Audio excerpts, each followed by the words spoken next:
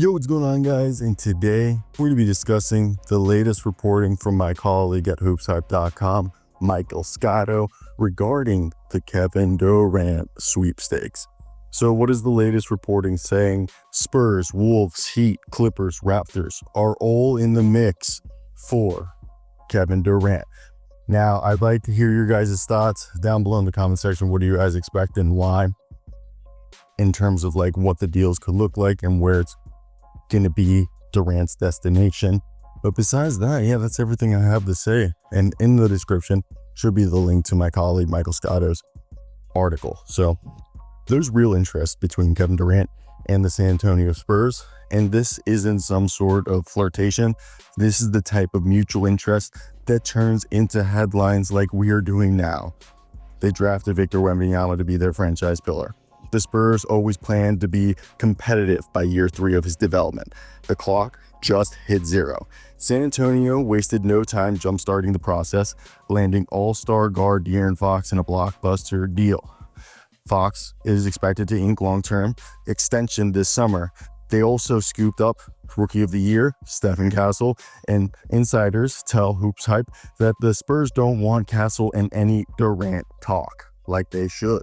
Because let's be honest, this is a team that more than likely, that clearly Castle wants, or they want Castle to be a part of that core.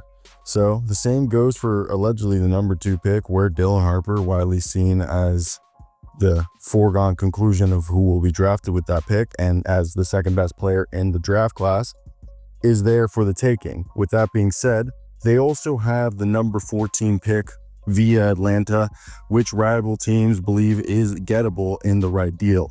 Executives across the league have flagged veterans like Harrison Barnes, Keldon Johnson, and Jeremy Sohan as available for the right star become attainable. Now, I have said that Jeremy Sohan is very likely to be traded because he's extension eligible, and it would make sense that they would probably include him in a deal because they could probably draft his replacement or sign his replacement in free agency while then dealing into a team that will extend him. Because he's still a really good player and he had a great year, like just taking that leap that people wanted.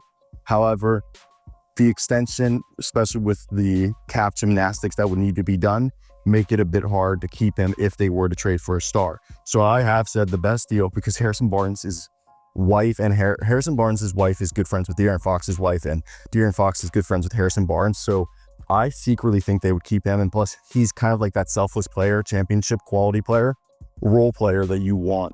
And I would honestly, Keldon Johnson and Devin Vassell makes the most sense to do the package, and then you can do Jeremy Sohan or a combination of like Blake Wesley and Malachi Brannan. But the real question, would San Antonio actually put Devin Vassell on the table? That might be the tipping point.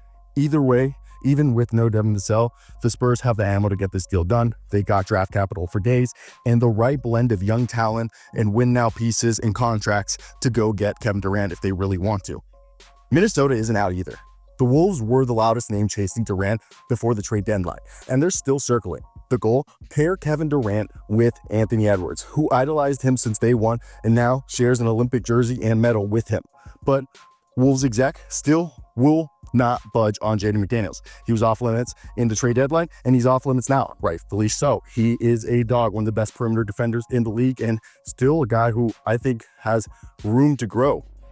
Phoenix wants to upgrade at center, and Minnesota can offer Rudy Gobert. Look, Rudy Gobert had a little bit of a down year in terms of how he was the year before, but that deal makes sense because he would still be an above average top 15 center in the NBA for the Suns, and it would allow full minutes for Naz Reid, who wants to be a starter and has made that known.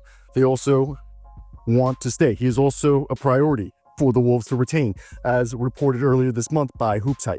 And if he starts, it would allow them to put him at center, Kevin Durant at power forward. You probably have Jaden McDaniels, Anthony Edwards, and maybe a Mike Conley. But a name to keep an eye on is Rob Dillingham. The former top 10 pick barely played in the regular season or playoffs, and he might quietly become a trade chip if things heat up in Phoenix. Originally, the deal was Julius Randle, Naz Reid, and Dante DiVincenzo, but it seems like now, I've always said I would try to get Mike Conley in this deal if I were the Timberwolves, but I do know they value his leadership and they really don't have an actual point guard to replace him with if they were to move him. Now, Miami Heat remain in the Durant picture too. They've had interest since before the deadline and would love to reunite KD with Bam Adebayo and Eric Spoelstra, two fellow Olympians he trusts. By the way, I cover the Miami Heat for HoopsHype, so I'm kind of like secretly cheering. I'm not even a Heat fan, but that Kevin Durant ends up in Miami, because I would love to be able to cover Kevin Durant. And Phoenix has done some homework on Andrew Wiggins, who would be what the deal is built around, who's owed $28.22 million this upcoming season and would likely be the matching salary in any Miami deal. But here's the swing piece.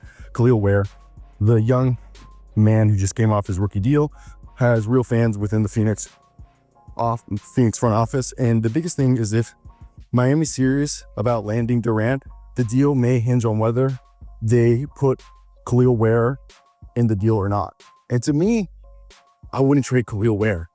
The whole thing that entices me is Kel'el Ware. I've said it before. Look, the best deal for the Miami Heat would be dumping Terry Rozier and their draft pick in this year's draft to the Brooklyn Nets. You basically send Rozier to get bought out, and you send them this year's draft pick to get that cap face. And then you send Jaime Jaquez and Andrew Wiggins to the Suns. And that deal right there is possible. Now, the Suns don't get their center, but they get a young guy in Jaime Jaquez. They get themselves, who has 2 years left on his deal, and will, get his restricted free agents rights and bird rights, who would probably thrive out there being an LA kid. And you get Andrew Wiggins, who can be extension eligible, or a guy that has a shorter deal that works out really well. So to me, I think that's something that makes sense. And even if you don't get a center, you can run center by committee. But Michael Scotto says don't sleep on the Clippers. Why? LA has had quiet interest in Durant, and has even seen the Suns probe the value of Norman Powell across the league, just in case something with the Clippers develop.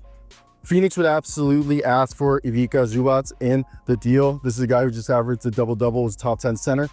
And he might not be a household name for casual fans, but he's a household name for good people who pay attention to the NBA. The Clippers value him highly and aren't eager to let him go. So if the Clippers decide to push for Kevin Durant, other potential outgoing names would be Bogdanovic, Derrick Jones Jr., and Norman Powell. On the asset side, the LA Clippers can offer an unprotected first in 2031, plus pick swaps in 2030 and 32.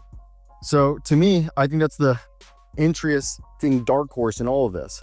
And then, of course, there's Toronto. The Raptors are always looking to swing for a big star.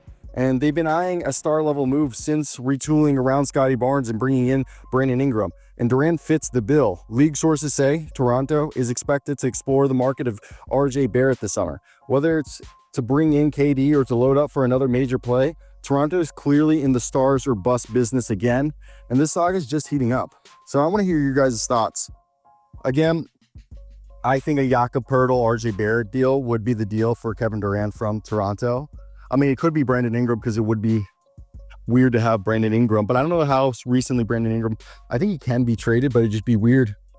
I don't know if he can be traded, because he did sign an extension, so I know there's like a 6-month, is it, from the extension you can't be traded.